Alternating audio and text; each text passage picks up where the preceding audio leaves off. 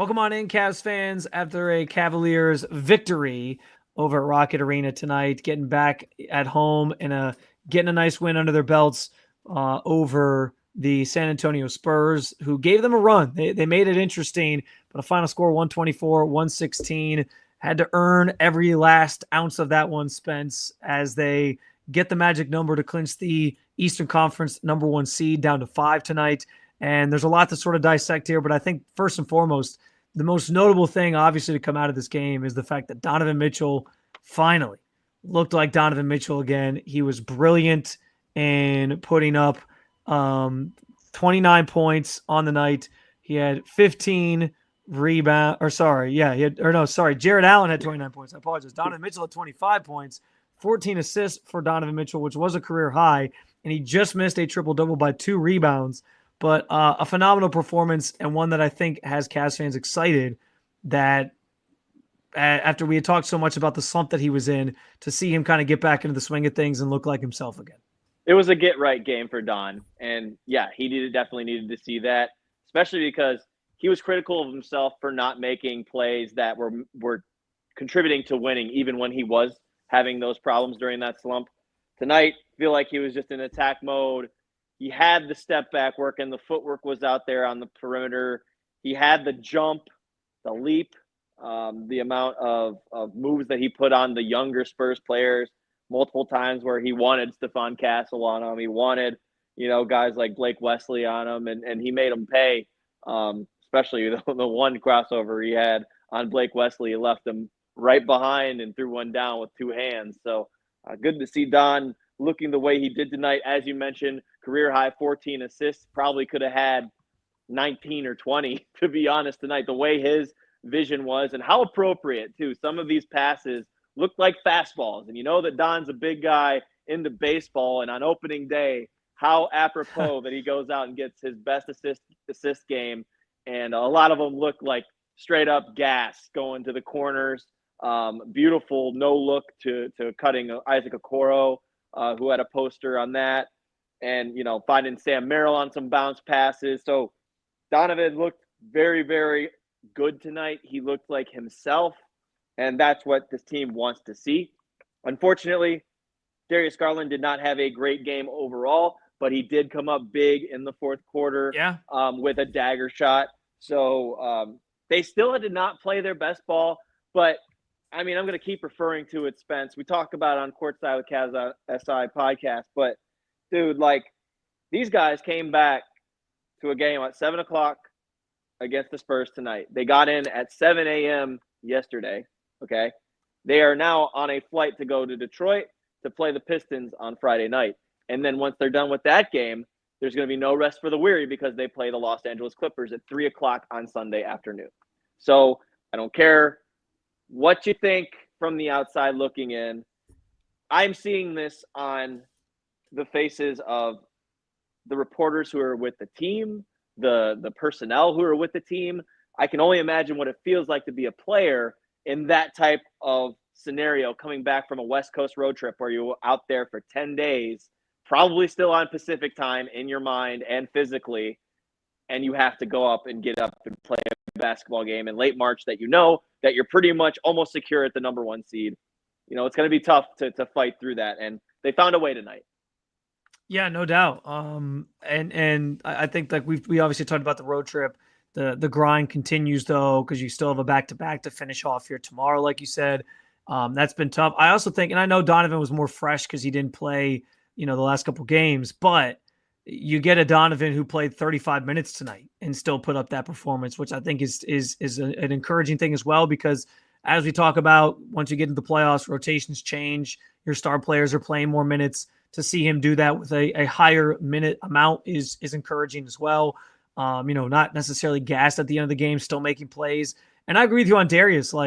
He struggled tonight. It's almost like you can't have one without the other. Darius has a good night. Donovan has struggled. Donovan has good nights. Darius struggles. At some point, they'll both be back to playing at a high level and playing their best. But for Darius to hit a couple big shots at the end, especially that 3, I felt like was kind of like a sigh of relief for him. So that was obviously awesome. We obviously can't gloss over as well Jarrett Allen, whose stat line I started reading and then realized I was reading the wrong line in the box score for a second there. But the 29 points from him, 15 boards, came up so massive tonight, especially in the fourth quarter where he was just like unstoppable and a dominant force for the Cavaliers. He had 19 of his 29 points in that fourth quarter alone.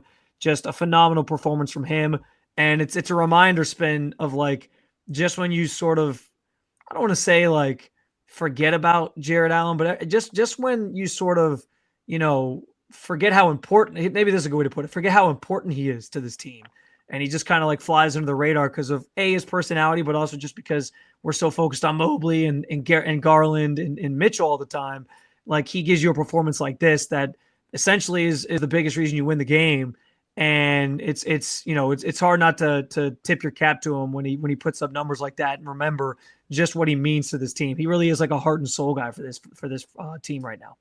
And also to remember what he's capable of. He is capable of a 30 and 15 night, and maybe not a 30 and 15 night, but a 20 and 15 night anytime that he can go out there. And if he's a focal point, he's absolutely able to do something like this. Now, I will say this. In the fourth quarter, San Antonio wanted to play 5 out, so they went small. And for some reason, even though Bismack Biyombo was having a good game, he didn't see many more minutes in the fourth.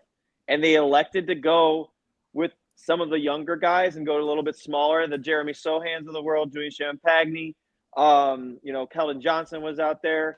So they wanted to go 5 out, the Spurs did, and they thought that they could win that way. And they did take a lead in that quarter, and they had a lead for a few different possessions before the guy I want to get to, Javonte Green, comes in for a 3 to 4 minute stretch, hits a big three, secures a possession, goes and grabs, a board, does some really important stuff that's not going to show up, and completely kind of alters the momentum back towards the Cavs' favor.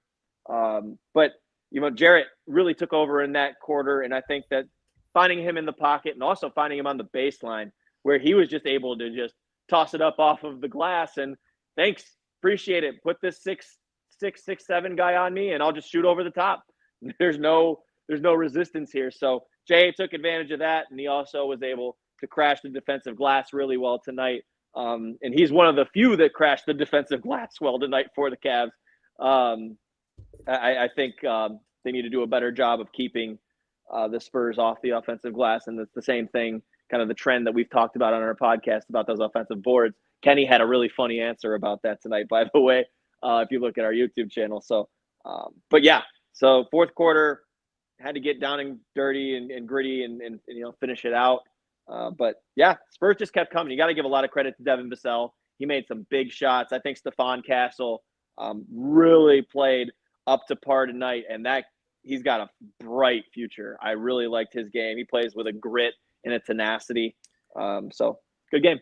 Yeah, I said it at the top, but like the Spurs did not make it easy. Like this was a game short. Spurs obviously dealing with the Wemby injury, and they've been doing that for a while, and certainly not themselves, not at full strength. But man, they're scrappy, and they gave the Cavs everything they could tonight to try to get the win. And Cleveland holds on.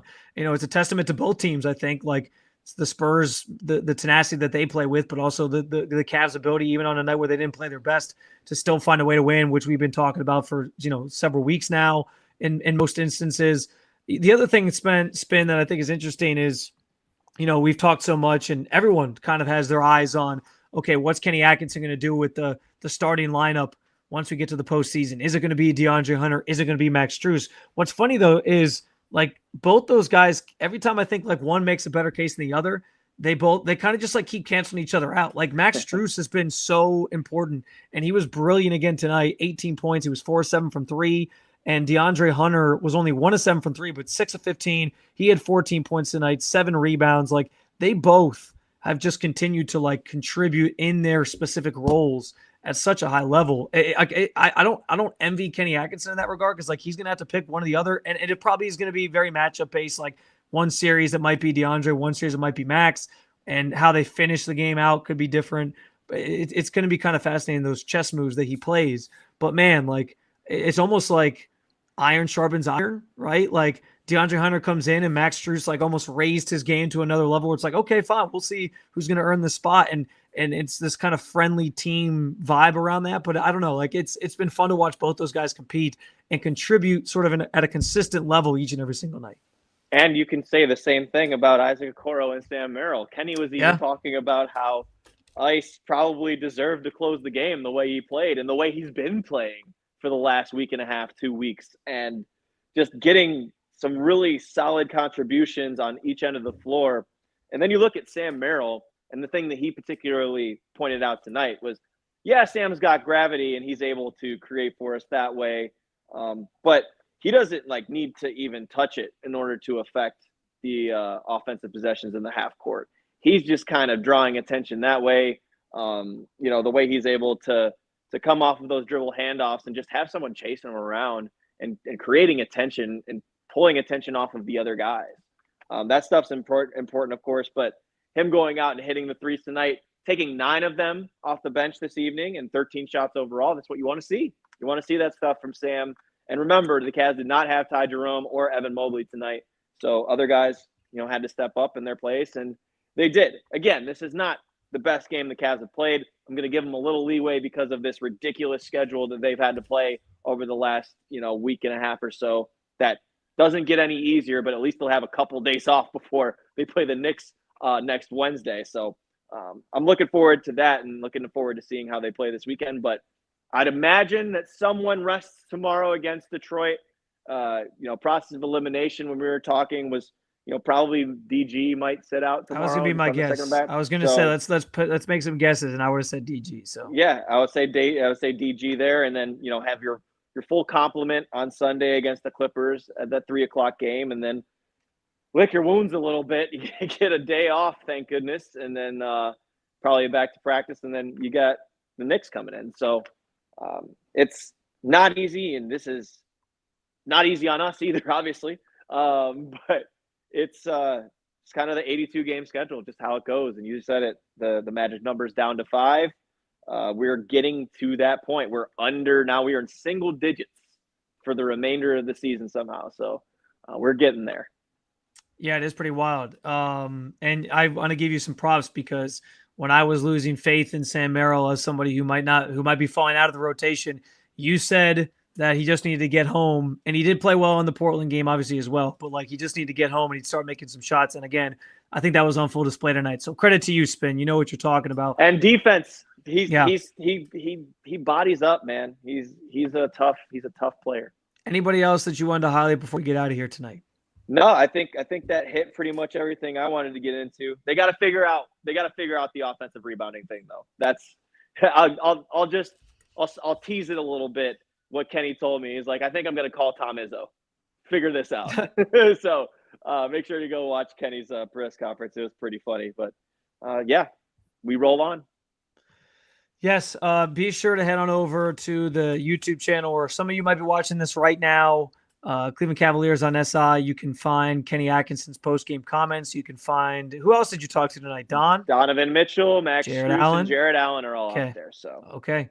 We're back in business, Spence. We're back to the arena, getting the stuff from the home really court. Interesting stuff too, by the way. Sorry, just popped up into my head on the amount of stoppages in the third quarter. Really interesting stuff to hear the players' side, and also Kenny Atkinson just coming out full-fledged and saying replay can go away. I heard his comments on that. Yep. Yeah, I thought that was interesting. Yeah, it is fascinating.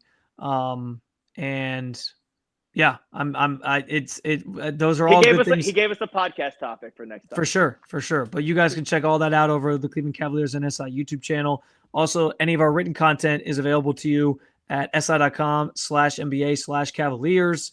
And we'll have much, much more for you coming up tomorrow. We'll have another post-game conversation with you as they go on the road to Detroit. And then, of course, on Sunday, we're back in the saddle at the arena in full force. I will be there on Sunday, Spin, unless I get another stomach bug in the next 24 hours. Let's hope not. I appreciate the solidarity with the haircut, though. We both got. We did both get haircuts. Yeah, somehow it's a Spencer thing. I don't know. I guess we had a intuition. Appreciate you guys stopping by, hanging out with us, staying up late with us. We look forward to talking to you again tomorrow night. But in the meantime, again, follow along with all things Cleveland Cavaliers with the Cleveland Cavaliers on SI.